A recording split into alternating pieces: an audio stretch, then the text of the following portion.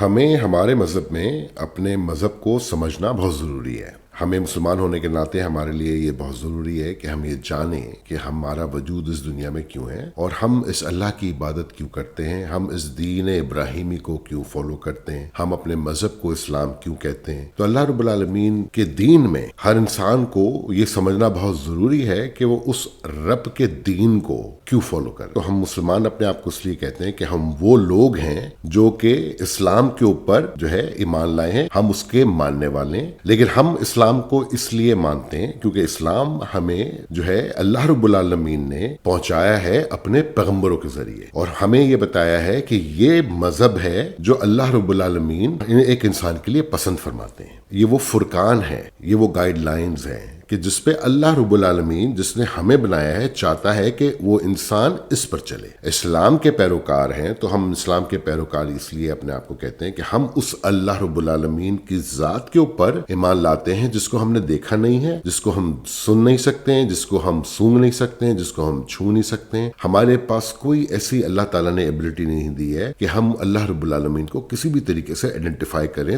تبھی ہم اسلام لاتے ہیں, ہم سرنڈر کرتے ہیں, ہم سرنڈر کر دیتے ہیں اپنے آپ کو اس رب کے سامنے جس رب کو ہم نے دیکھا نہیں ہے پر ہم یہ مانتے ہیں کہ اس نے ہمیں بنایا ہے. پھر جب ہم کہتے ہیں کہ ہم دین ابراہیمی کے پیروکار ہیں, تو جب آدم علیہ السلام سے یہ پروفیسی آتی ہے ابراہیم علیہ السلام کے اوپر, تو ابراہیم علیہ السلام کے اوپر آنے کے بعد اس پروفیسی کے اندر اللہ رب العالمین اپنی عبادت کی گائیڈ لائنز ڈال دیتے ہیں. جب ہم دین ابراہیمی کہتے ہیں تو ہم پھر اس دین ابراہیمی میں جو چیزیں پریکٹس ہم کرتے ہیں, ہم جب 5 وقت نماز پڑھتے ہیں, ہم روزے رکھتے ہیں, ہم زکوٰۃ دیتے ہیں, تو یہ وہ پریکٹسز ہیں جو ابراہیم علیہ السلام سے چلتی چلی آئی ہیں اور آ کر کے وہ قلم بند ہوئی ہیں موسیٰ علیہ السلام کی کتاب تورات کے اوپر. تو وہ پریکٹسز آئی ہیں موسیٰ علیہ السلام تک, لیکن موسیٰ علیہ السلام کے اوپر پہلی کتاب اترتی ہے اور وہاں پر اتر کر کے ہمارا جو احکامات ہیں عبادت کے وہ وہاں پر آ جاتے ہیں, ہمارا فرقان وہاں پر آ جاتا ہے, اللہ کے سارے احکامات اس دنیا میں زندگی گزارنے کے وہاں پر آ جاتے ہیں. یہ پہلی دفعہ رب العالمین ایک انسان کے ساتھ جو ہے وہ کلام فرماتے. تو ایک جو انسان جس انسان کے ساتھ وہ کلام فرماتے ہیں وہ ہوتا تو موسیٰ علیہ السلام ہے, پر وہ ایک انسان ہوتے ہیں جس انسان کے ساتھ اللہ رب العالمین کلام فرماتے ہیں. تو وہ وقت ہوتا ہے کہ جب اللہ رب العالمین جن کے آگے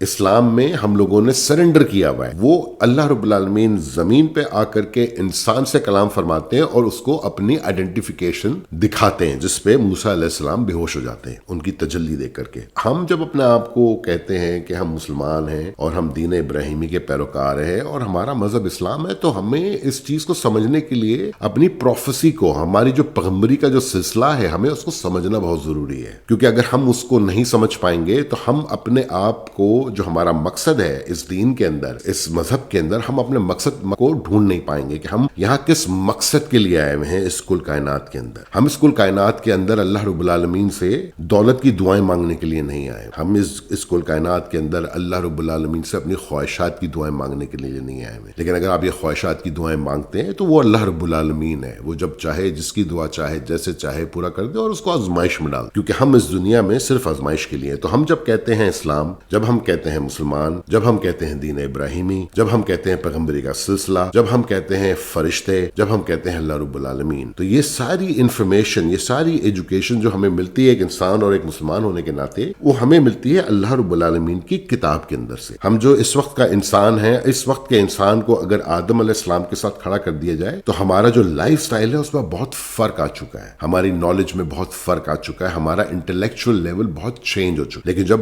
آدم علیہ السلام اس دنیا میں آئے تھے تو وہ انٹلیکچوئل لیول جو ہمارا ہے اس سے آگے کا انٹلیکچوئل لیول لے کر کے اس دنیا پہ بھیجے گئے تھے. تو وہ پیغمبر تھا جو سب سے پہلے اتارا گیا تھا اس دنیا کے اوپر, اپنی جو ہے وہ جوانی کے اندر اتارا گیا تھا اس زمین کے اوپر, اور اس جوانی کے اندر اس کو ایک اللہ رب العالمین نے ایک عورت حوا علیہ السلام, جوان عورت دے کر کے اس دنیا پہ اتار دیا تھا اللہ رب العالمین نے ایک سزا کے طور پہ. تو ہمیں اپنے دین کو سمجھنے کے لیے, اسلام کو سمجھنے کے لیے, ابراہیمی کو سمجھنے کے لیے, یہ سب سمجھنے کے لیے یہ بہت ضروری ہے کہ ہم یہ سمجھیں کہ جب آدم علیہ السلام کو اللہ رب العالمین نے زمین پہ اتارا تھا اور آدم علیہ السلام کے ساتھ حوا علیہ السلام جب نیچے آئی تھیں, وہ دونوں جو انسان تھے وہ جنت کو دیکھ کر نیچے آئے تھے. اور آدم علیہ السلام جو تھے وہ اللہ رب العالمین کو عرش کریم پر دیکھ کر کے نیچے آئے. وہ اللہ رب العالمین کا عرش کریم جو کہ پانی پر بنا ہوا ہے وہ دیکھ کر کے نیچے آئے تھے. انہوں نے فرشتوں کو پہلے دیکھا تھا, اس کے بعد انہوں نے فرشتوں کو اپنے آگے سجدہ کرتے ہوئے دیکھا تھا. پھر انہوں نے یہ دیکھا تھا کہ اللہ رب العالمین نے ان سے کلام فرمایا تھا, اور کلام فرمانے کے بدلے میں انہوں نے ان فرشتوں کو وہ جواب دیے تھے جو اللہ رب العالمین کا پہلا حکم تھا ایک انسان کو پیدا کرنے کے بعد. تو جب رب العالمین نے ان کو مٹی سے بنایا تھا اور ان کی ناک میں پھونک مار کر کے ان کو اٹھایا تھا, تو وہ سب سے پہلے جو انہوں نے چیزیں دیکھی تھی وہ یہ چیزیں دیکھی. تو یہ ہمارے جو آدم علیہ السلام ہے یہ ہمارے ایک بہت بڑے پیغمبر ہیں. وہ پیغمبر ہیں جن کے بارے میں اللہ میاں نے لکھا ہے کہ وہ عرش کریم سے آئے ہیں, وہ انہوں نے لکھا ہے کہ فرشتوں نے سجدہ کیا ہے. تو یہ پیغمبر ایک بہت بڑا پیغمبر ہے اور یہ ہم سب کا باپ ہے. تو انسان جب اللہ رب العالمین نے بنایا ہے تو اللہ رب العالمین اپنی کتاب میں جب ہم سے باتیں کرتے ہیں تو جب ہم سے باتیں کرتے ہیں تو وہ ہم سے باتیں کر رہے ہو. ہمیں مسلمان ہونے کے ناطے سب سے پہلے یہ سمجھ لینا چاہیے کہ ہمارا جو قرآن ہے جس طریقے سے اللہ رب العالمین نے اس کو ترتیب دیا ہے, تو اگر ہم اس ترتیب کے اندر چلیں اور اس قرآن کو پڑھ کے سمجھیں تو ہمیں اس قرآن کے بارے میں بہت زیادہ انفارمیشن اللہ رب العالمین ہمیں دیتے ہیں. آل عمران کے اندر اللہ رب العالمین فرماتے ہیں کہ قرآن کو اللہ رب العالمین نے 2 حصوں میں بنایا ہے. ایک حصے میں اللہ رب العالمین نے اپنے احکامات ڈالے اور ایک حصے میں اللہ رب العالمین نے وہ باتیں ڈالی ہیں جو کہ ان کے احکامات نہیں ہیں لیکن وہ قرآن میں ڈالی گئی ہیں. جب قرآن میں کوئی بات ڈالی جاتی ہے تو وہ کمیونیکیشن ہوتی ہے جب اللہ رب العالمین اپنے پیغمبر سے کر رہے ہو, یا اللہ کی کتاب کے اندر جب بھی کوئی چیز ڈالی جاتی ہے وہ بات ڈالی جاتی ہے جب اللہ رب العالمین اپنے پیغمبروں سے خطاب کر رہے ہوتے ہیں. اس میں جب اللہ رب العالمین اپنے میسیجز بھیج رہے ہوتے ہیں تو وہ ان کے جو میسیجز ہوتے ہیں وہ پریزنٹ اور فیوچر کے لیے ہوتے ہیں, اور ان کے جو میسیجز ہوتے ہیں جو پاسٹ میں نکل گئے ہیں, جو پیچھے نکل گئے ہیں, وہ اللہ رب العالمین کی ساری تنبیہاں ہوتی ہیں. تو اس میں اللہ رب العالمین کی تنبیہ ہوتی ہے جس میں اللہ تعالیٰ بتاتے ہیں کہ انہوں نے کن قوموں کے اوپر عذاب کیا. قرآن کو جس طریقے سے اللہ رب العالمین نے لکھا ہے اس میں اللہ تعالیٰ نے ایک میں احکامات دیے ہیں ہمیں. تو جب یہ 2 قرآن کے جو 2 حصے ہیں تو جب ریڈر, جب کوئی پڑھنے والا اس کو پڑھے تو اس کو خیال اس کے احکامات پہ ہونا چاہیے, کیونکہ کتاب کا اصل وہ ہے. اللہ رب العالمین اسی طرح پر فرماتے ہیں. تو ہمیں جب قرآن ہم پڑھتے ہیں اور جب ہم قرآن پڑھنے کے بعد ہم سمجھتے ہیں کہ قرآن کے 2 حصے ہیں تو ہمارا فوکس اس سیدھے حصے پہ ہونا چاہیے جس میں اللہ کے احکامات ہیں. اب اللہ کے احکامات کیا ہیں؟ اللہ کے احکامات شروع ہوتے ہیں فرض احکامات سے. تو اللہ کے احکامات میں جو جس طریقے سے اللہ رب العالمین نے قرآن کو اپنے احکامات میں ڈال رکھا ہے, اس احکامات میں اللہ تعالیٰ سب سے پہلے چیز آتی ہے اللہ کی عبادت. لیکن اللہ کی عبادت کے بعد اللہ رب العالمین کی جو ہے وہ آتی ہے روزے, زکوٰۃ, حج. یہ 4 چیزیں ہیں جو ہمیں اللہ رب العالمین کی عبادت پہلے حصے کے اندر ملتی ہیں. اگر ہم نے عبادت کرنی ہے تو ہمیں یہ 4 چیزیں کرنی ہے عبادت کے اندر. لیکن ان 4 چیزوں کی عبادت کے اندر اللہ رب العالمین کی بتائی ہوئی ان 4 باتوں کے اندر جو کہ اللہ رب العالمین اپنی کتابوں سے لے کر چلے آ رہے ہیں اور قرآن میں لے کے آئے ہیں, تو ان 4 باتوں کے سب سے اوپر جو چیز آتی ہے وہ اللہ رب العالمین کا قرآن آتا ہے. کیونکہ یہ 4 باتیں ہم انسان کو مسلمان ہونے کے ناطے بتانے والا کون ہے؟ یہ کتاب بتانے والی ہے, کیونکہ رسول اللہ کو یہ کتاب بتا رہی ہے. جب رسول اللہ اور اللہ رب العالمین آپس میں باتیں کر رہے ہیں تو کتاب میں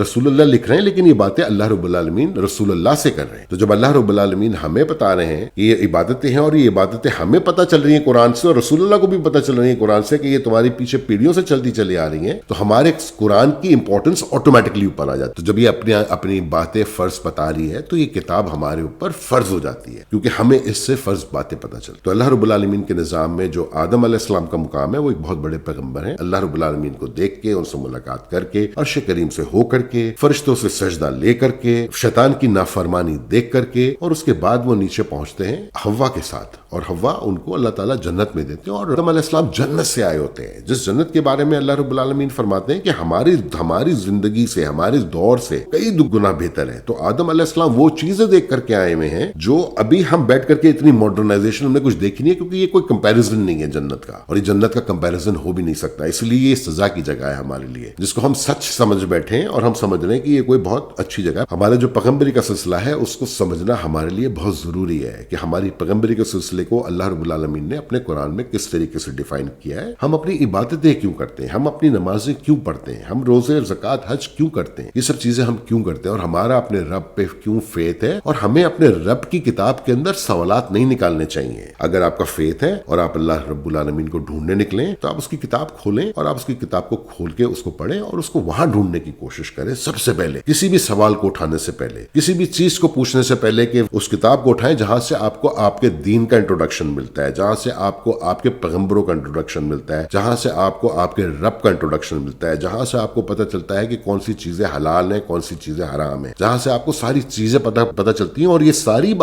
ساری باتیں ہمارے پیغمبر رسول اللہ لے کر آئے ہمارے پاس, اور ہمیں وہ قرآن میں بار بار یہی کہتے ہیں کہ اس امت کو قرآن پڑھنا ہے, اس امت کو سب سے پہلے قرآن پڑھنا ہے, اور قرآن پڑھ کر کے پہلے اپنے رب کو ڈھونڈنا ہے. اگر آپ نے رب کو نہیں ڈھونڈا اپنے, اور اگر آپ عبادتیں کر رہے ہیں, تو آپ کو دوبارہ اپنی عبادتیں کرتے ہوئے سوچنا چاہیے کہ ہمارے اپنی ذاتی مسلمان ہونے کے ناطے ہم اپنے اس قرآن کو آنکھیں کھول کے کب پڑھیں گے, جب اللہ رب العالمین قرآن میں کہتے ہیں کہ سم بکم عمی فہم لا یرجعون. اور اللہ تعالیٰ قرآن میں بار بار فرماتے ہیں کہ یہ عقل مندوں کے لیے ہے جنہوں نے پڑھنا ہے اور اس پہ غور کرنا ہے, اور غور کریں گے جب آپ, تو آپ کو پتہ چلے گا کہ آپ کا رب آپ سے کیا کہہ رہا ہے.